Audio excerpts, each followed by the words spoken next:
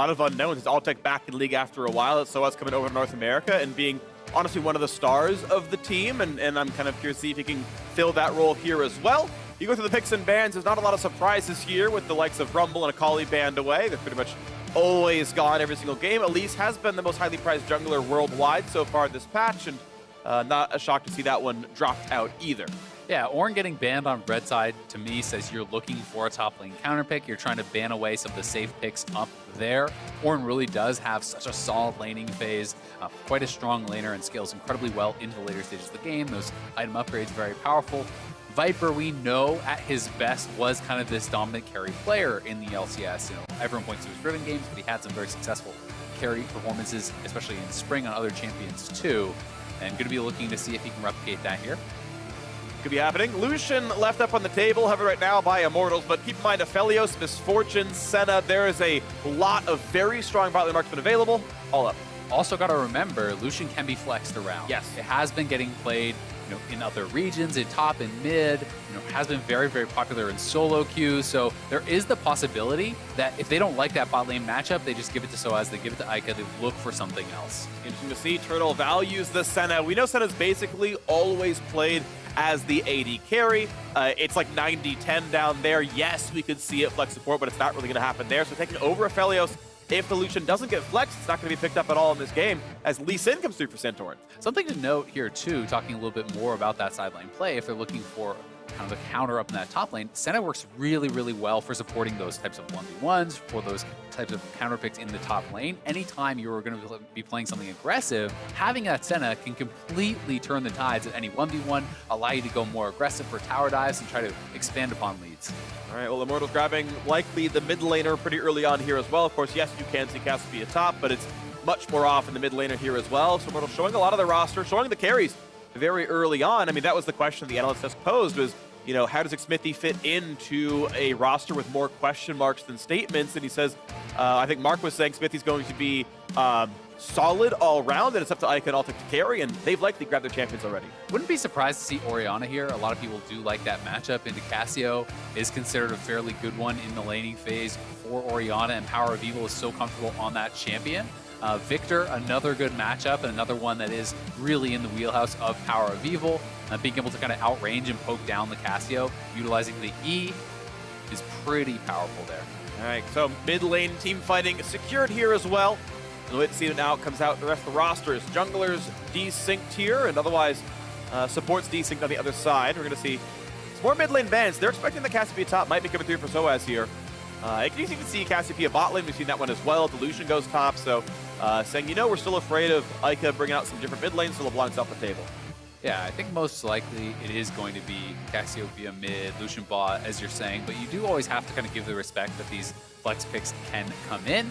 Camille going to be getting banned away, something that does make it very, very dangerous. You know, if Cassio were to go up in that top lane, Lee Sin plus the Camille post level 6 is pretty much doom for Cassio, who doesn't have really any sort of move block to kind of get away and escape most of those ganks. All right, final man for FlyQuest. What else are they going to respect here from the Immortals side? 3 seconds to go, so they have to lock that one in. And Gragas off the jungle table here. So, pretty standard jungle bans. Kiana, Elise, Gragas with the Lee Sin taken away. Yeah, so a couple of AP junglers have been banned out. We have the Elise, we have the Gragas, those taken off the table. Rek'Sai still available. That's my guess of where Immortals might go. It is fairly strong early ganker. Xmithie is very comfortable on it, and it's a good matchup into the Lee Sin. So that's kind of where I'm assuming Immortals will look to. Final look there, of course, with the Tom Kench banned away. We'll see FlyQuest -1 potential support pick, but they're going to grab... Ooh, Blitzcrank is in for IgNar. Signature pick here for him. Welcome to the LCS. It's going to be a very exciting bottom lane. They have very, very exciting stuff here. The Blitzcrank, pretty spicy. A lot of players do enjoy this pick into these other hook champions. You know, when Thresh winds up for a hook, you can actually hook him straight in during that kind of wind up and animation. And it's going to be the Trundle jungle coming through here for Xmithie. This is something that hasn't been played in a long time. And Trundle actually, on the current live patch, just got buffs. But this is before those buffs had been in. And Trundle has not been considered a very strong champion for quite some time. The pillar does give you a lot of utility, and you can be fairly low economy, build those support items. You know, back in the day, we actually saw a lot of Knight's Vow Rush and things like that on Trundle, so maybe that's the idea here for Xmithie. Support your lanes, build up some support items, and just have a lot of utility when it comes to those team fights. They'll be Northern Champions are going in less Aatrox and Cassiopeia switch roles, which I doubt is going to happen here. And we now get to see what the final pick's going to be. FlyQuest knows they're against Aatrox in the top lane. Team Liquid went for Mordekaiser, but Riven gets brought out. 100% pick rate for Viper on Riven. Happy birthday, he's 22. And Viper gonna bring out his signature pick here as well. Let's see if his love can bring him a win on his birthday. We'll hope so. The Riven was by far his most successful pick in the LCS. When you look back to summer, people were kind of critical, saying he had struggled a bit. But Riven did bring FlyQuest a number of wins. It is left open. He's going to go for that aggressive matchup. He has strong early game support here from the Lucian, and he does have the Senna ultimate cross map if he wants to go for any sort of dives or any aggressive 1v1 plays. So that's going to be pretty big, and likewise on that bottom side, strong gank assistance here with the Blitzcrank from IgNar, but I do feel like FlyQuest kind of has to stay high tempo, has to stay in the lead, because when you start to lose control of the map, when you lose vision control, Blitzcrank becomes very ineffective. You know, you're only going to be able to hook in the ones that your opponents want you to hook in. All right, we'll see if the hook's going to land right here. Opening day of the LCS. 3 new players in the league in the game right here. And we'll see who can come out with a win in their debut here on Saturday. Of course, more games to play today, more games to play tomorrow, and on Monday here as well. WildTurtle, longtime LCS veteran, going to be one of the very big carry threats here in this roster. But you got a Riven on your team, and you got PoE, who loves resources on that Victor. I do like the FlyQuest roster look. It is worth noting, this is going to be a Lucian mid. So this is actually Altec playing Cassio bot here. And this is Ignite, press the attack, Lucian mid. So they did want to avoid that Cassio into Victor matchup, which can be quite difficult.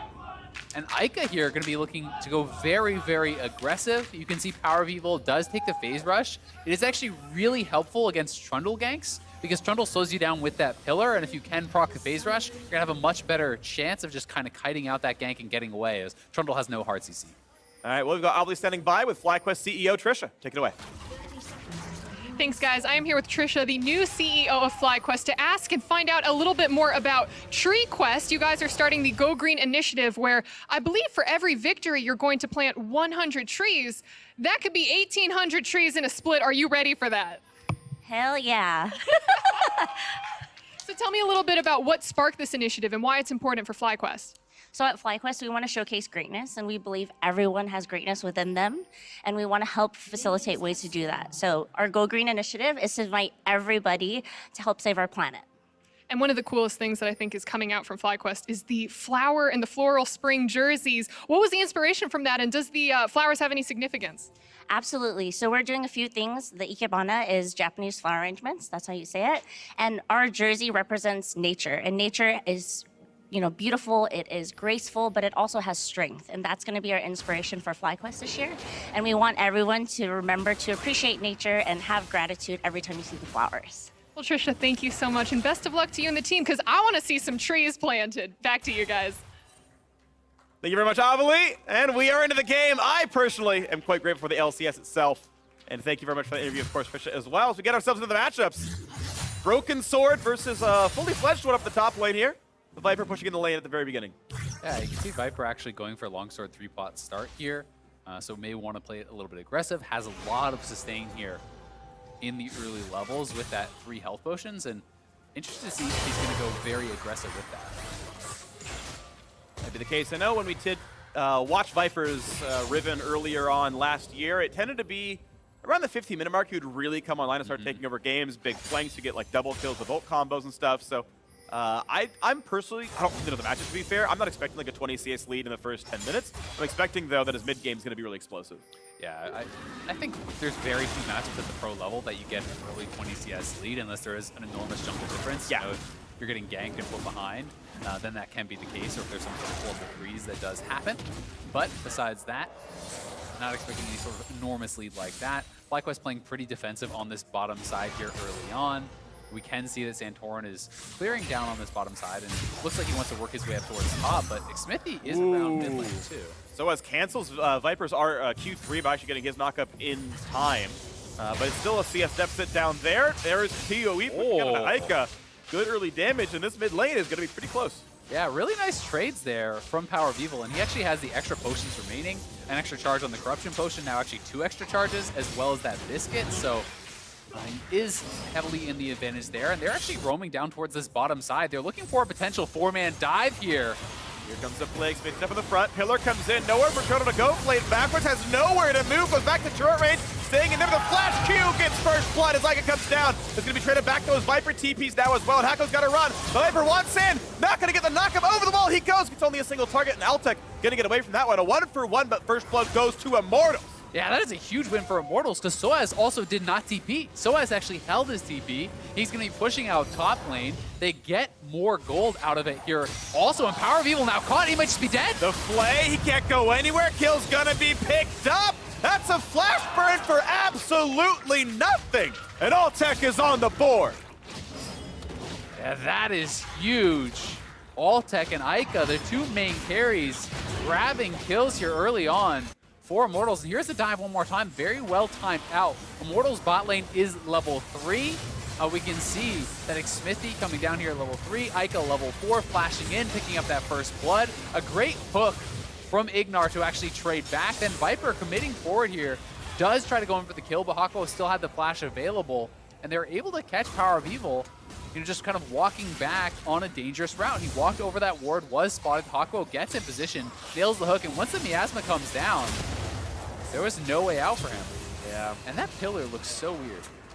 Pushing back a little bit, right? Yeah. Are you just saying the skin? Just the skin. I've never seen that. It looks like an emote to me. My mind is... I gotta say I haven't seen that one either, but you know what? Credit to him. I want to give some flack for PoE though. Had flash, burned it after the fight, could have flashed that to get away. I think that's a mistake, but I also got to give credit to Hakuho, who saw him run on the board, say, hey, stop the recall, we're going up here. I think I'll catch him on the mid lane. You're right about that one. So heads up play by Hakuho. Good hook, good start. 0-0-2 for him. Back to the top lane we go with a 1,000 gold lead for Immortals. Yeah, thankfully for Viper, his TP was not for nothing. He did get a kill, so sOAZ does have teleport advantage, which could mean Immortals looks to make a dragon play. On that bot side of the map, I think that could be pretty intelligent. They have had priority in the bottom lane pretty heavily, and now you have a big CS advantage here for Altec, and he got the kill, which allows him early tier buy, so he should have tons of mana to be able to actually push up and continue this pressure, which can open up an early Mountain Dragon.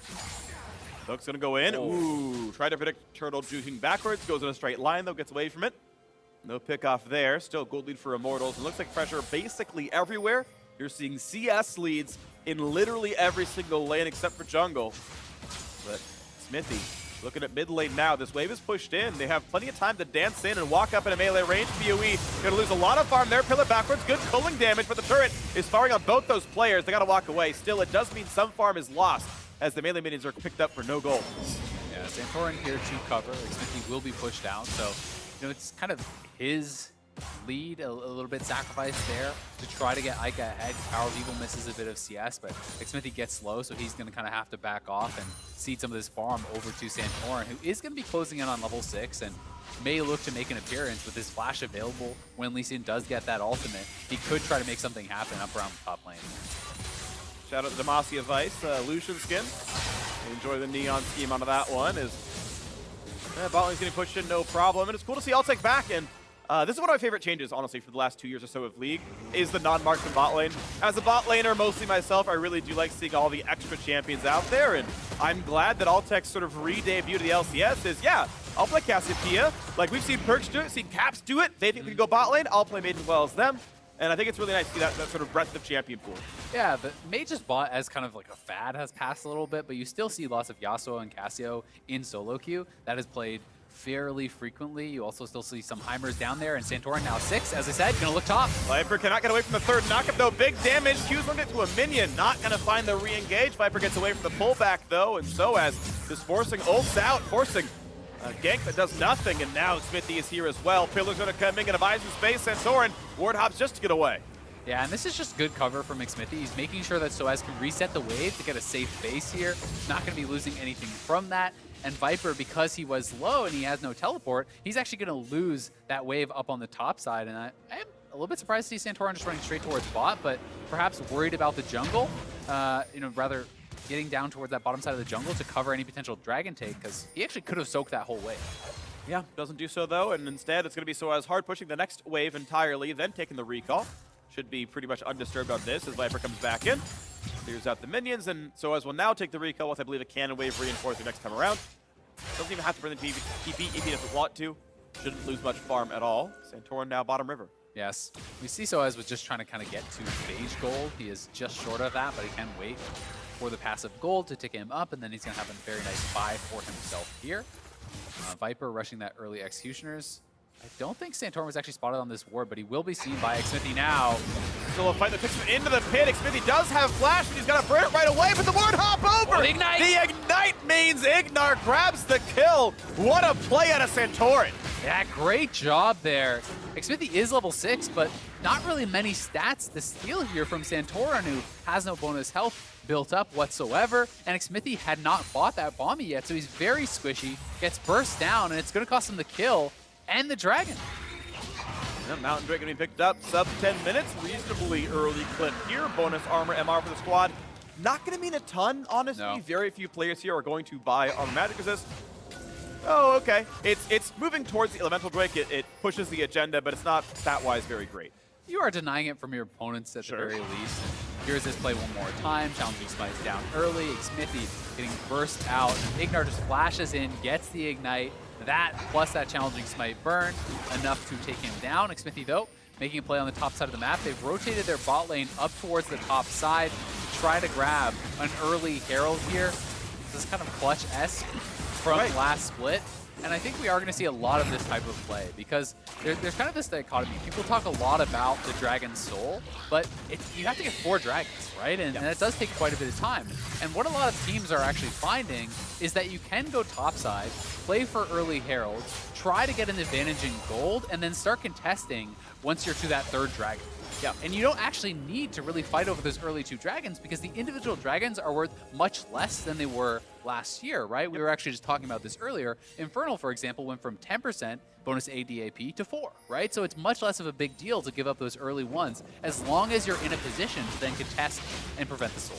Yeah, and even then we've even seen that you can take the soul, but Elder Dragon is full value regardless of your Drake state. That could be the game winner in and of itself. You can kind of ignore some of that stuff. So definitely agree. I do think we'll see more topside play over time. I really do like how the season changes have shaped up in that regard, and we'll see that continue on. Game state right now, as we're 11 minutes in, Immortals up only this 400 gold, pampered by the FlyQuest Mountain Drake, which does multiply your base stats. So the 35 base MR, that's still, that's going to add up. The 60 or so armor you get by mid to late game, that'll still add up a little bit as well. So does mean something, is worth some gold. We'll see how that plays out over time. I mean, Blitz probably going to be able to get some takey stats as he's going forward, but yeah, it's not a really big deal here. You're not playing Orin Sejuani, where they would have really cared. Yeah, or Malphite with all the bonus. Malphite would have cared a lot. Really, that would have been a big deal. Really insane on Malphite. And Rammus, I've seen that too. Yeah, sure. But over here into the mid lane, PowerOfEvil farming it out quite well. We can see he is down a fair bit of farm to Eika, who has made good use, I think, of the pressure with this Lucian pick and with the ignite that he has taken. And we just have to see, can they actually snowball that into kind of more of a mid-game lead, because he has committed quite a bit to the early game, as has PowerOfEvil. Double Doran's played, plus the Vamp Scepter, and you look at the other side, you have that double Dark Seal. Well, off they go up towards this northern side of the map. Still in the Drake to kill for 2 more minutes, but Immortals want to move their bot lane around and maybe find another mid lane dive. PoE's been the object of attention quite a bit here so far this game. As the ward goes down, they know Hakuho's moved up. That would have been called by WildTurtle basically every time. And he's safe enough, no wave to dive with, nothing happening. And they know they need to be pressuring PowerOfEvil, because if you allow Victor to just sit and farm and actually get to his upgrades, get to some mana items pretty early on, he becomes fairly unassailable. And then the Lucian all of a sudden isn't looking like such a hot pick, right? The Lucian wants to be snowballing, wants to be extending his advantage consistently throughout the game, where the Victor's just happy to chill and farm waves pretty much all game. Yep. Herald is summoned and the team's ready to push forward as a couple plates have been taken down. Santorin cannot get the kickback though. Couldn't quite find the play. Eika kited it out. Burns the Ignite, more from Santorin away, but now that's plates down to the bottom side, and looks like first turret will go down in this lane. The Herald's not going to be killed really in time. Turret gold goes over, Immortals winning through the bottom lane. Yeah, nice Herald play there. They get it down before the plates fell, too, so that's going to be really good for them. Some bonus gold in their pockets. And that topside play making a little bit of a difference thus far. Game state now 1,200 gold lead for Immortals as they managed to cash in. This is also interesting, right? We talked about winning through top side, or at least going to the top side of that to grab Herald. But Herald itself, of course, summoned in the bottom lane, so it's still this bottom duo where a lot of the objectives are being taken. Yeah, it's more just about, is it worth spending the time to take Herald and playing up towards that top side of the map? And some people don't think it is because it actually takes quite a bit of time to kill off the Herald, but as long as you are going to be in a position to contest later dragons, a lot of teams are feeling that it is going to be okay. And FlyQuest was a team that I got to kind of talk to, and they seemed to think that there was going to be divergence in how it was played. I got to talk to Turtle a little bit on kind of the photo shoot day where all the pros came in, and he was saying he thinks that it's not just going to be one way that you play the game, that teams have developed different strategies, and we are seeing some variance. And variance now on the top side as Viper gets some pretty good damage down into sOAZ, has to get pulled back. He's going to be fine, though. The shield was up anyway. Santorin stole away a blue buff. Altec, though, going to be generally fine. Has the full Archangel staff done, so mana pool not going to be a huge constraint. Ocean, sorry, not Ocean, but this is going to be Cloud Draken. But first off, it's the kill. Xmithie dead instantly already. The resun comes in. Santorin has traded neither jungler now alive. And a 4v4 on the map as Teleport comes in on one side. Viper saving his, though, as sOAZ burns that cooldown. Yeah, Viper just going to be able to run over here. With both junglers down, they're not too worried about Immortals just straight up rushing that dragon in their face. You can see Eika's heading down towards that bottom side, and he will be able to hold on to the teleport, which could get them an edge later on, especially if you can actually get a bit of a reset on the map. But IgNar's looking to fight. Looking at it, here comes IgNar running forward. Where's he going to go? Looks for Altec, can't predict the juke, though. sOAZ wants in, going to be rooted, has to kite back down to this one, and no hook available means they're not going to find an opening. And IgNar actually has no mana whatsoever, so he's got to reset. He would be worthless from a team fight right now. Doesn't even have enough mana for a single hook at this point, but it is Immortals off of that, just going to start it up, and it will be their dragon because IgNar did not reset. They decided to try to stay around in that 44 and look for some type of a fight. They couldn't get it, and it will be Immortals grabbing the dragon. Got to be a little bit careful here. Pillar comes down, they're cutting back and forth, and IgNar not going to find that opening. Lantern away, they're going to run in, and yet another Infernal Drake. We've only had one Ocean Drake spawn all day. I feel bad for FlyQuest, but it's a season-long initiative. It's okay. And they planted 3 trees through kills. They have so far. Yeah. And there's 100 still to be grabbed if they win this game. Of course, it's still very good. 500 gold difference, certainly doable here. So here it is one more time. IgNar does catch Xmithie, clearing a ward, lands the hook. They do get this nice initial kill.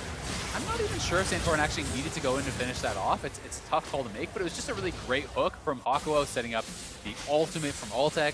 That CC chain not allowing Santorin to get back out, and with him going down, his team not resetting after that kill, it did mean Immortals took the eventual dragon and are going to be up here for the second Rift Herald. IgNar is moving up, and so is the rest of FlyQuest. We'll see if they have confidence to actually move in and try to fight this. Ooh, that's going to be some decent damage here. Good play back in as well. Now, can they knock down the rest? IgNar has Aftershock, gets Summoner heal, which keeps him alive through the Cassiopeia poison. But we still got the Herald at half health. FlyQuest still pushing forward. Hakuho, what a predicted hook, goes in for the play, shut down by Senna. And the engage from Viper. What a slaughter. Almost every kill picked up already. sOAZ, the only left alive, trying to run away, does so, but a 4 for 0.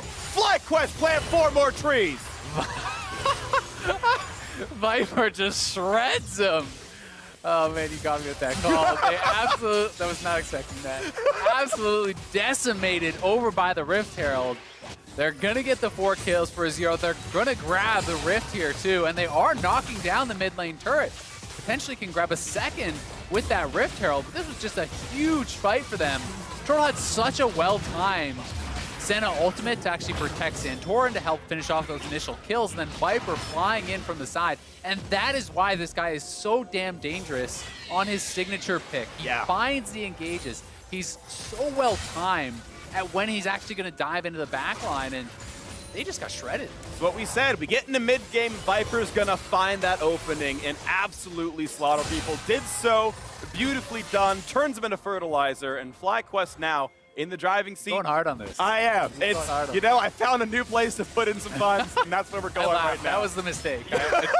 This one's on me. But here it is one more time. Great early ultimate from Turtle. As soon as the hook was coming in from Hakuho and he realized his jungler was going to get grabbed, he was already channeling that ultimate.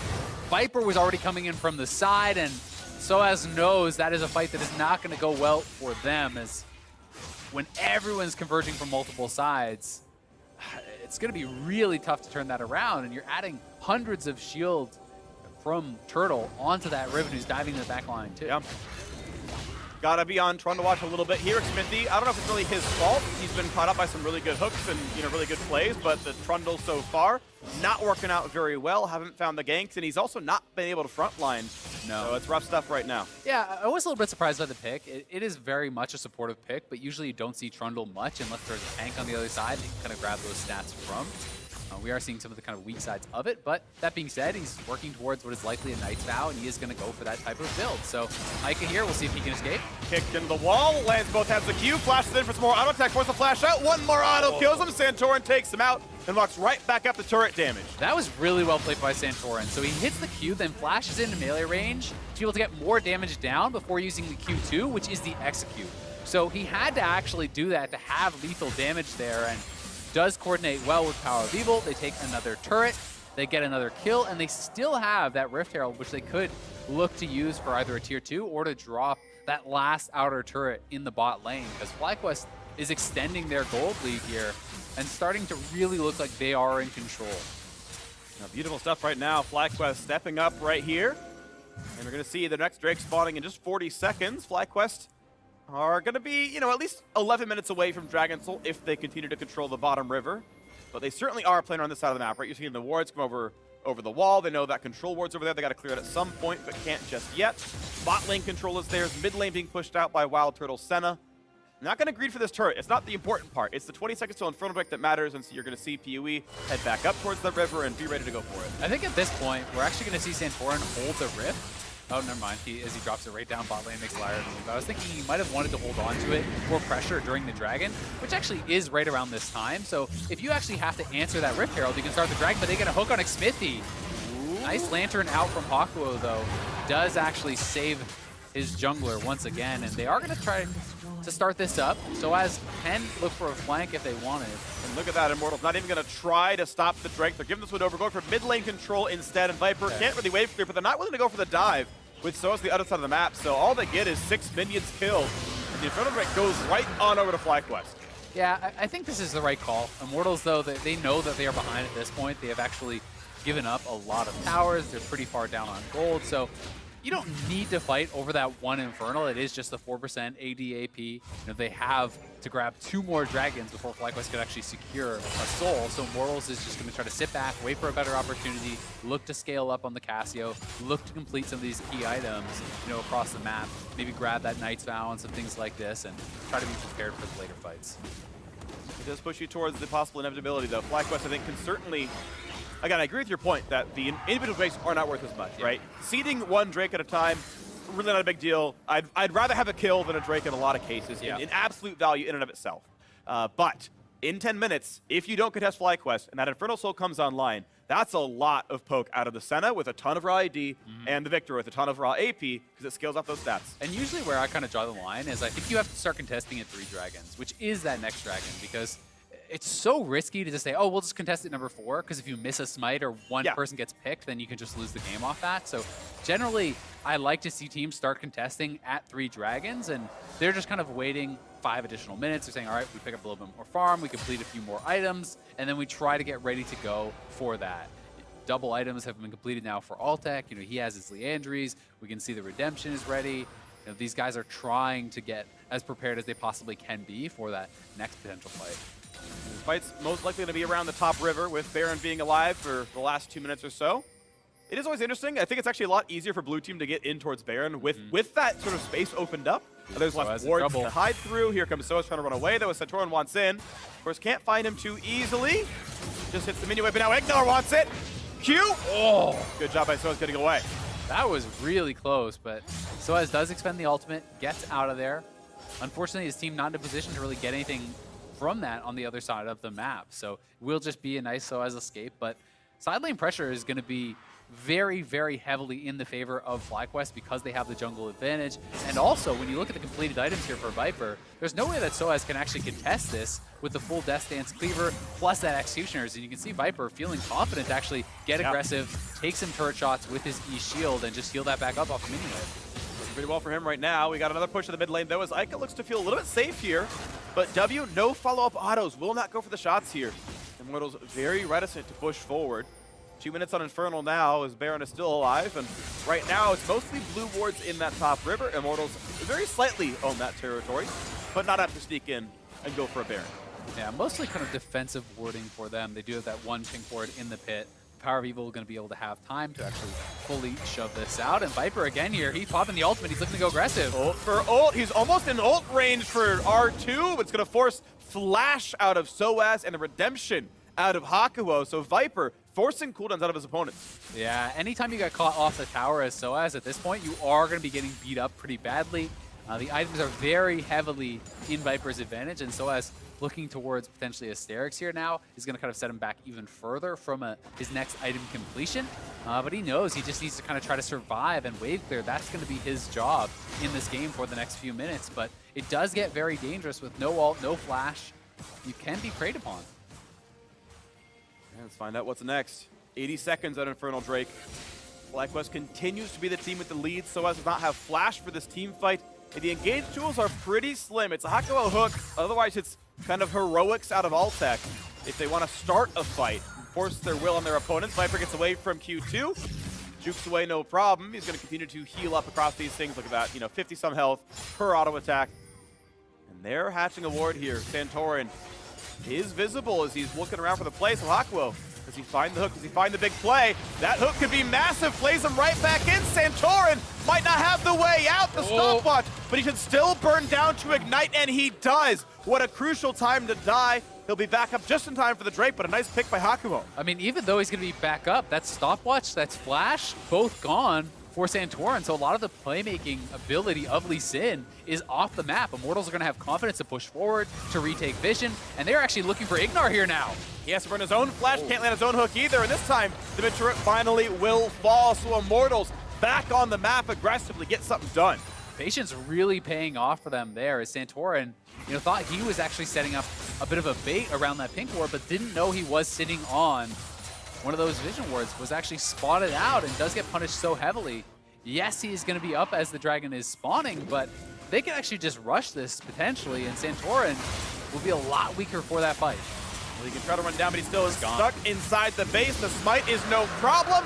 Infernal's traded one apiece. Good job to Immortal. Now, Xmithie, he's going to be rooted. He does not have flash. The ult's not going to do enough, and PoE grabs that kill for himself onto the top river. They can actually just run to Baron. You push out mid. Now Xmithie is down. There's no flash on Altec or Hakuho, who had to actually go out the back of the pit. The only member who even has it is Eika. That becomes so dangerous because now you're asking your carries to actually face check forward in this 4v5 when they don't have summoners available to actually keep themselves safe. Here comes the attempt. They got a 4v5 stop this, knowing they do not have smite. Viper waiting in the wings. Not going to be hooked up, but he's still keeping two people busy. Now, the tank line isn't that strong. As Santorin's running out of health a little bit. And, of course, not a ton of damage out of the Senna either. Yeah, this is taking a long time. Xmithie is back alive, and he's running towards this side of the map. FlyQuest might have to turn tail and run. They're getting lower. Santorin down to only about 1,000 HP, but here comes the re-engage. They got a few more seconds until they got the last player. No stun in the flash follow-up, and Viper is on a rampage. No pickups at all for Immortals. FlyQuest get one. They do defend the Baron, and that is huge, though, for Immortals. So FlyQuest get the kill, but it does cost them Viper's flash, the ult there. It costs them, a number of other ultimates, and Immortals are able to stave off that Baron just because they take it so slowly. They didn't have Riven in the pit actually dealing damage. They had him threatening the flank, so they didn't actually have the ability to just burn this down. IgNar gets slowed up by the box. That almost looked like it touched Altec so ridiculously close. Then Viper flashes in, lands the stun. Santorin able to follow up with his damage to the Senna ultimate, getting layered across the top there too, and really kind of protecting that group of dive buddies who want to go backline onto Altec, who they knew had no flash. Once again, look at the game state here. 27.5 minutes in. Equal Drakes on both sides, one Infernal apiece. Mountain to FlyQuest, Cloud to Immortals. Gold difference 4,000. FlyQuest, once again, those feel like the team that are winning. They're pushing towards this top river. They've got 2 control wards up there. Baron is on the map. Still 3 minutes till next Infernal Drake, so top side really all that matters here. And they do own top side. Can see some big items coming through, though. We do have that Infinity Edge second, actually, for Eika, which is a bit atypical. People more often going for things like the Essence Reaver, but this does allow him to kind of have a lot of pure damage output. IgNar looking for a bit of a flank here, trying to threaten and engage if they go too far onto this tier 2. And no CDR on Lucian whatsoever, not even from Runes, so just simply going for the raw attack damage build. Which is, yeah, a different adaptation here if you're going to be able to sit and hit frontline for a while. Not that that's going to be true, but... And he will have the Zeeks from Xmithie, and probably still a Knight's Vow, I'm assuming, from that Kindled Gem. So, you know, when you get those in, when you get a little attack speed coming through here too, can start to get very dangerous. But range is always the problem, I find, for Lucian when you do look at these types of team fights. Xmithie has been kind of getting shredded through, so you don't have a super effective front line, and getting access to some of these carries like the Victor and like the Senna who have further range than you can be very, very difficult for Lucian. So he's going to be kind of on duty, just kiting back from the Lee Sin, kiting back from the Riven, trying to focus them down. But if there's a good hook, if he does have the free fire, it will be high damage. If you're going pure DPS, that is the build. But as you're mentioning, range going to be difficult. How you can actually fight, very, very relevant here. 6 kill difference still, 29 minutes in. Next Infernal Drake, minute and a half. Looks like FlyQuest still playing it pretty slowly. The other team I'm watching, they are the team with the control, so it's kind of their choices about who goes where. Nice by PoE, grabs the blue, no chance for Eika. I've got to point out how low level IgNar is. He's level 9, and there are level 16s on the map. The next lowest level in the game is 11, so IgNar is incredibly squishy. You get a lot of base stats from each level up. You know, we had talked about this before. You know, it's 800 to 1,000 or so gold per level. You know, it gets more and more as you get higher level in the game. And you know, IgNar, very, very squishy champion here on the Blitz. Really over leveled. I mean, 7 levels behind some of the members in this game. Well, as long as he can land the hook, though, you know, that's full power no matter what. Displacement is going to be relevant. So, hey, you know, Senna's getting her XP. Let's let WildTurtle level up. He's going the selfless pattern, you know? And if it works, it works. If it doesn't, if he gets one shot by Lucian, then, well, you could have leached. There's been a lot of almost hooks, it feels like, this game from IgNar. You know, if you're higher level, they would have hit. Exactly. Your arms get longer. Yeah, that's how that works. Well, here we go. Viper getting hit a little bit more by sOAZ, but not going to be chucked down just yet. Q lands on Altec. Will there be a re-engage? Damage with Xmithie, putting him at half HP. Victor burned as well. Xmithie also presses R. IgNar is low, cannot quite find that opening. Xmithie still getting low. Flash forward, almost kills him off. Settle's going to get a little bit more damage, but still no kills picked up just yet. Hook not going to land from Hakuho either. But FlyQuest doing more damage than they take. Have map control as Infernal Drake spawn. Yeah, that is really, really big. The Infernal is up. This is going to be theirs. I don't think Immortals is actually going to look to challenge this whatsoever now. Xmithie, no flash, no ultimate, is resetting. So FlyQuest 1 off of Soul now at this point. The Baron is active, but that 5 minutes that Immortals have, they've got to get a lot done with. They've really got to get to a point where they feel they can contest this next dragon. Try to get vision early, try to be in the right place at the right time, because Infernal Soul is incredibly powerful. Really is, and it's only 5 minutes away from FlyQuest now as they push in. Take the reset off the extra gold they've earned and pose up for Baron. That seems like the very likely play now as that this top river once again becomes a hotbed of action as Hakuho walks forward. Tagged by PoE, but gets a ward down, which means that FlyQuest have to walk away. We'll put a control ward down.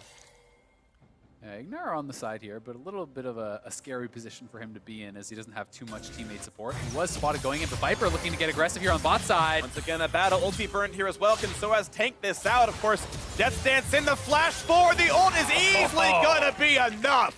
And Viper solo kills sOAZ. Welcome to the LCS. Yeah, ult for ult, flash for flash, but one man comes out on top on his birthday. 100% HP left. Viper opening up the map. He's going to be working on this tier 2, and now it gets very dangerous for Immortals because you have this bot lane pressure coming from this ribbon, and you got to be worried about the Baron too. Hook, ignite, ulti's on. PoE grabs Xmithie, and Immortals are running out of members, but Eika trades one back. Now Altec in a battle with Turtle. A single E, doesn't even need it. The ignite does enough. Immortals answer back for kills. 2 for 2 if you count the solo kill earlier from Viper. He's to push down to the bottom lane. This turret, though, will not fall. He's got to wait away from Eika. Yeah, FlyQuest really had no reason to go so aggressive there, though. I think all you have to do at that point, let Viper hit the turret. Force them to respond to the bottom side. When they send someone down there, you start up the Baron. You have 4 members up on the top side. They're the ones starting this fight, I guess, just feeling really confident about their position. Turtle, though, is split very heavily from the rest of the team. And this was just a really nice ult from Altec. You know, does catch him on that auto attack. That auto attack channel is very long here for WildTurtle on the Senna. You have very low attack speed, so easier to kind of land that stun. And you can see sOAZ frustrated with that solo kill that Viper was able to grab. But I mean, Viper is just so far ahead. When you're looking at the gold, he's well over 4,000 gold ahead of his opponent, and sOAZ really kind of has nothing he can do besides trying to hide under the turret and try to wave clear. But Riven, when she gets to this point, has so much CDR, you can mostly ignore the turret. Yeah. Well, the state we're in. Your shields. Yeah, did a good job with that one. State win right now is about a 6,000 gold lead for FlyQuest. 2/3 of that is on Viper, but another 2,000 that gold is split across the other 4 members compared to Immortals. So they're winning on both sides. They're winning split push and they're winning the 4-on-4. That one team fight notwithstanding, of course, that wasn't overstepped. But now we're 2 minutes away from Infernal Soul for FlyQuest.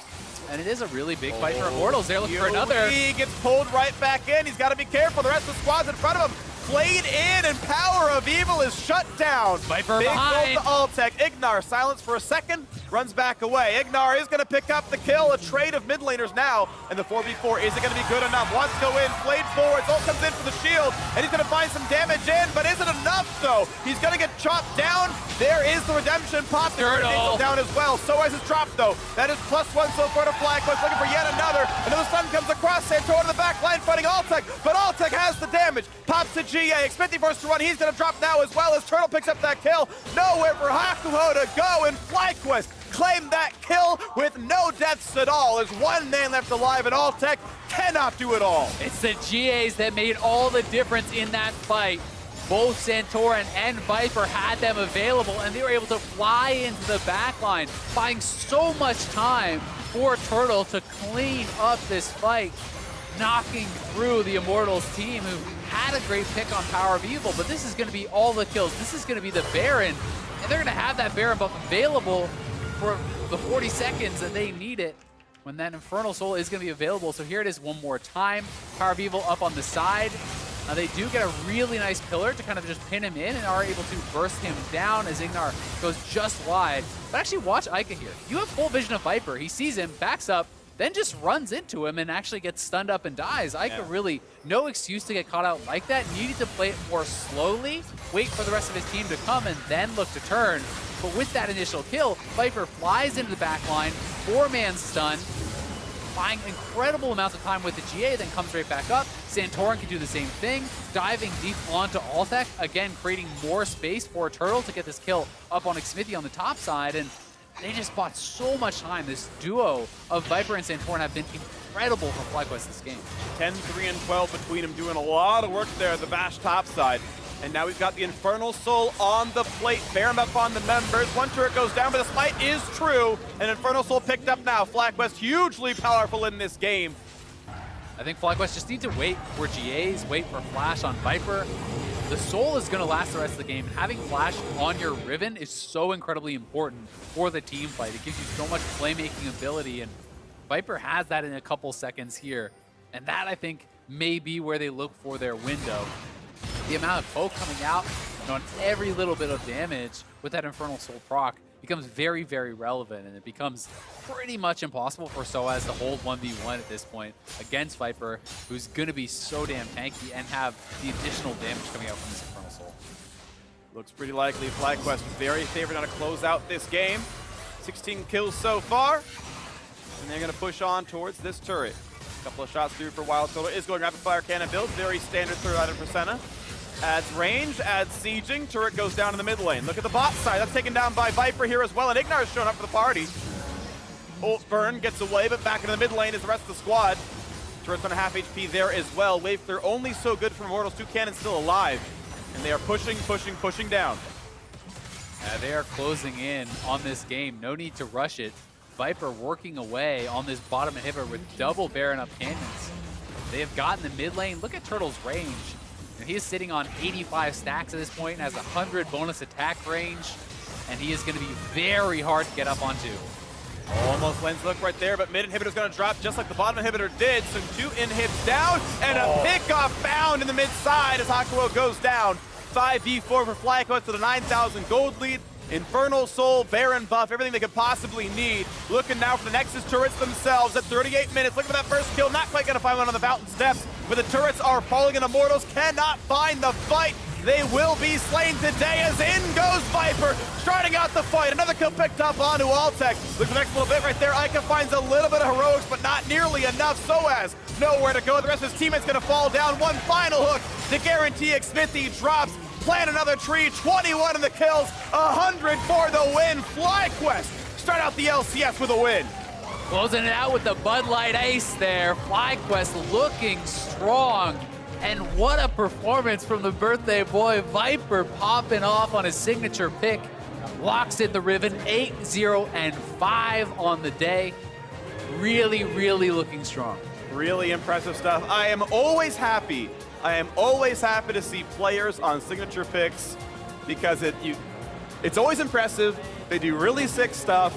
And that was an example of it right there. Solo killing sOAZ a couple of different times, having really big mid-game team fights there as well. This is a player who had the TP down to bottom lane, give away 2 to 3 waves. Yeah, okay, you got a kill for it. That pays for a lot of that money, right? So it made it a bit closer there, but still had to play around TP disadvantage, had to play around wave disadvantage, still came back strong in the mid-game. Beautifully done by him. 22-year-old as of today, doing some hard carry work on his favorite champion. Yeah, he looked great, and I think it's one of those reminders where it's like, oh, you're supposed to ban Riven against Viper. I forgot about that. All right. Yep. And that's exciting because, you know, if that does prove true, it's a draft advantage long-term from FlyQuest there as well.